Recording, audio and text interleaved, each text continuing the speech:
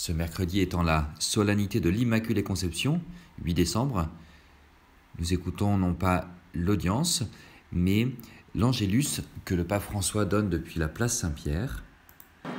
Cari fratelli e sorelle, buongiorno. Chers frères et sœurs, bonjour. Il Vangelo della liturgia di oggi, L'évangile de la liturgie d'aujourd'hui, solennité de l'Immaculée Conception de la bienheureuse Vierge Marie, nous fait entrer dans sa maison de Nazareth où elle reçoit l'annonce de l'ange. Dans les murs d'une maison, une personne se révèle encore mieux qu'ailleurs. C'est justement dans cette intimité domestique que l'Évangile nous donne, nous révèle la beauté du cœur de Marie. L'ange l'appelle pleine de grâce. Si elle est pleine de grâce, cela veut dire que la Sainte Vierge est sans mal, est sans péché, immaculée. À ce salut, Marie, nous dit le texte, est très troublée. Elle n'est pas seulement surprise, mais elle est troublée.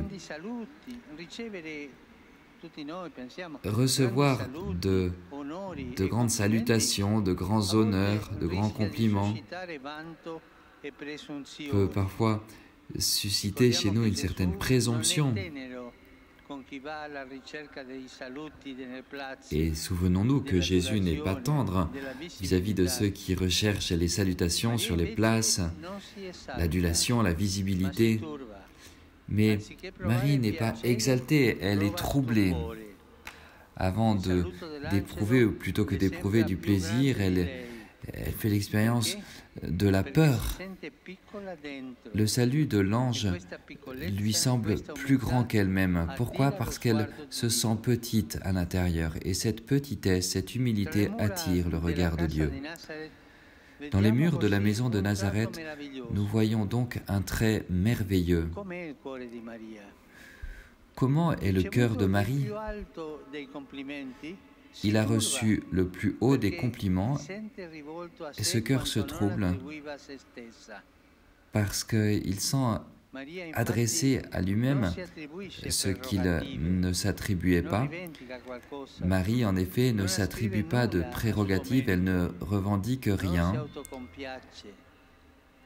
Elle ne veut rien avoir à son propre mérite.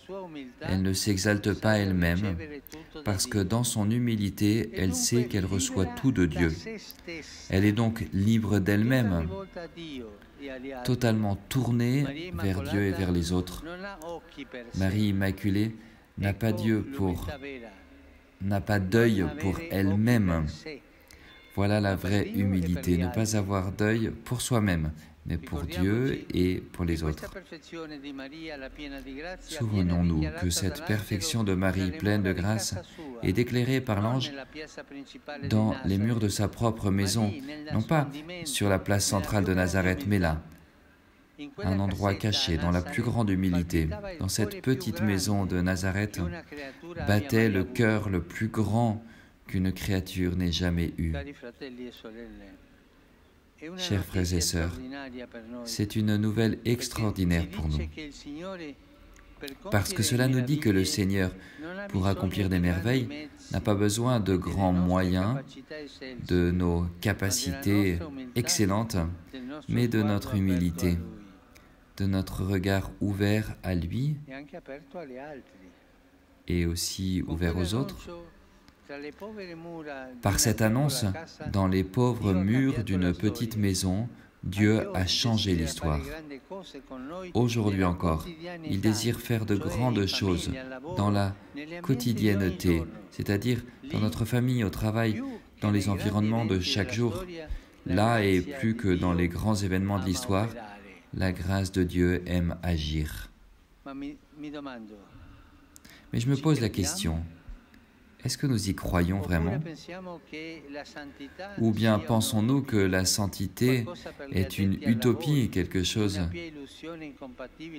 pour les spécialistes, une illusion pieuse incompatible avec la vie ordinaire ? Demandons à la Vierge Marie une grâce, qu'elle nous délivre de cette idée qu'il y a d'un côté l'Évangile et de l'autre la vie, qu'elle nous fasse brûler de l'enthousiasme pour l'idéal de la sainteté, qui n'est pas une question de petites images pieuses, mais de vivre chaque jour ce qui nous arrive humble et joyeux, comme Notre-Dame, libre de nous-mêmes, nos yeux tournés vers Dieu et vers le prochain que nous rencontrons. S'il vous plaît, ne perdons pas courage. Le Seigneur nous a donné à tous une bonne étoffe pour tisser la sainteté dans la vie quotidienne. Et quand le doute nous atteint de ne pas y arriver ou la tristesse de ne pas être adapté, laissons-nous regarder par les yeux miséricordieux de Notre-Dame,